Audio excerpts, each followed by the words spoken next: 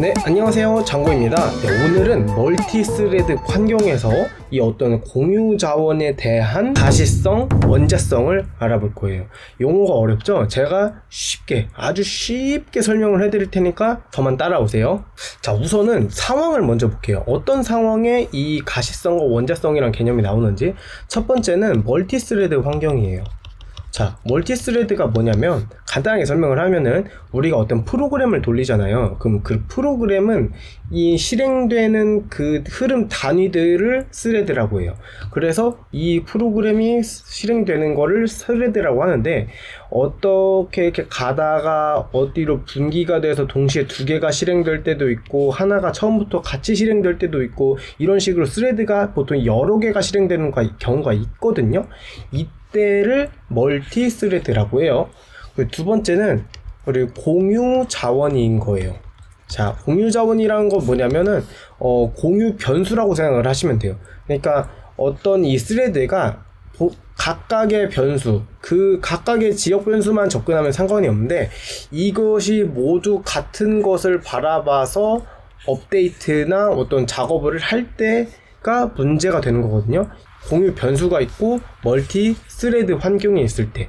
자, 어떤 문제냐면은 간단하게 말하면, 자, 여기서 여기를 업데이트를 했는데 여기는 업데이트가 반영이 안 됐을 수도 있고, 그리고 여기에 동시에 업데이트를 하면은 어떤 거를 업데이트를 반영을 해야 되는지, 이런 어떤 복잡한 것들에 대한 얘기거든요.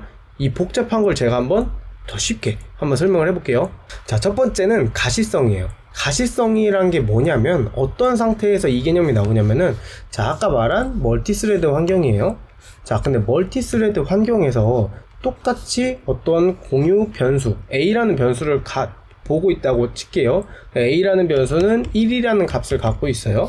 자, 근데 자, 이런 스레드가 하나하나씩 있잖아요. 근데 이 스레드 하나하나는 각각 CPU를 하나씩 잡아먹게 되거든요. 자, 우리가 CPU가 보통 하나라고 하잖아요.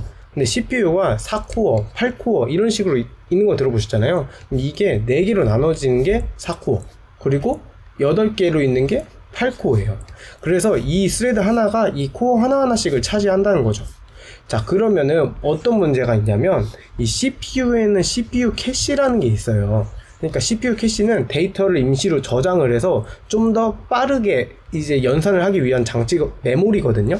그래서 어떤 메모리에서 값을 불러왔을 때 이 캐시에 저장을 해요. 자, 그럼 어떤 문제가 발생을 하냐면, 자, 이 스레드를 저장하는데 공유 자원에 접근을 해야 돼요. 그래서 A라는 데이터를 여기에 1이 넣었어요. 그리고 여기에서도 마찬가지고 그때 마침 같이 1이란 거를 여기에 넣었어요. 그래서 근데 여기서 작업을 하다가 이거 1을 2로 변경을 했어요. 근데 이 변경을 하고서 이걸 다시 여기에 넣는 게 아니고 그냥 가만히 갖고 있어요. 왜냐하면은 얘 입장에서는 어차피 이따가 다시 쓸 거니까. 그래서 그냥 2라는 값을 그냥 갖고 있거든요. 근데 얘는 지금 여기에 뭐가 들어있죠? 1이 들어있어요. 1이. 그러니까 꼬이게 되는 거죠, 이것들이. 이런 상태가 비가시성이에요. 그럼 이 상태를 어떻게 해결하냐면은,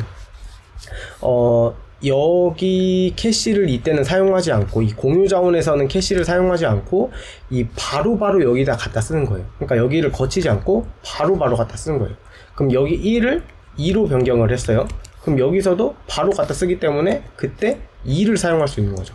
이때 사용하는 자바에서는 이거를 볼라틸 키워드를 사용하거든요.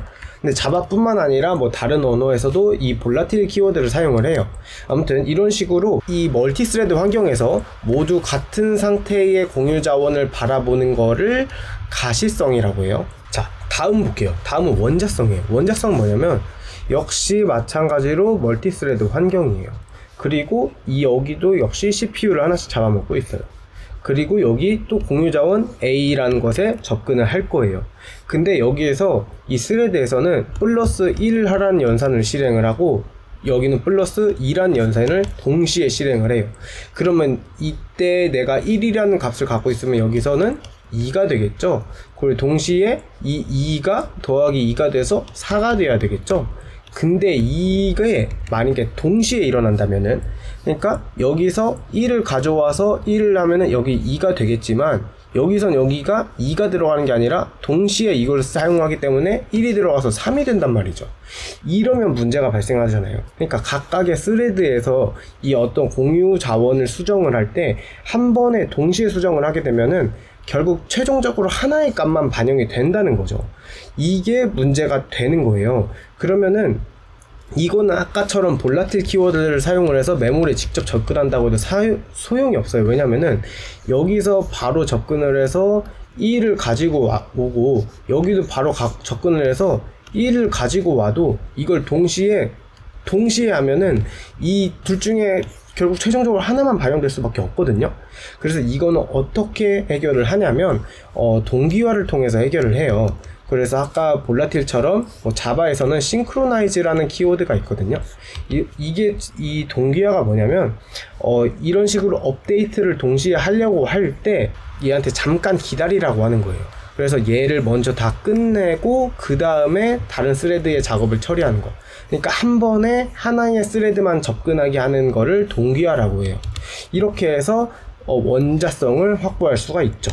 원자성이 뭐냐면 스레드의 모든 수정이 공유 자원에 모두 반영되는 상태를 원자성이라고 하죠. 자, 그럼 정리를 할게요. 네, 멀티스레드 환경에서 공유 자원을 사용할 때 두 가지를 신경을 써줘야 되는데요. 첫 번째는 가시성이고 두 번째는 원자성이에요. 가시성은 뭐냐면 멀티스레드에서 이제 모두 공유 자원에 대해서 모두 같은 상태를 바라보고 있는 거를 가시성이라고 해요. 그래서 스레드에서 어떤 객체를 업데이트할 때 다른 스레드는 변경이 안 되기 이전의 값을 가져오는 거를 해결한 거죠. 이걸 어떻게 해결하냐면 볼라틸로 해결을 해요. 볼라틸은 CPU의 캐시를 사용하지 않고 메인 메모리에서 바로 가져옴으로써 이제 해결을 하게 하는 거죠. 다음은 원자성이에요. 원자성은 이 멀티스레드의 공유 자원에 대한 수정이 모두 반영되는 거를 원자성이라고 하거든요. 여러 개의 스레드에서 동시에 이제 업데이트를 할 경우 하나만 반영되는 게 아니고 모두 반영돼야 돼요. 이거는 동기화로 해결을 하고요. 싱크로나이즈드라는 키워드를 사용을 해요. 그래서 한 번에 하나의 스레드만 접근하게 해서 해결을 하게 되는 거죠.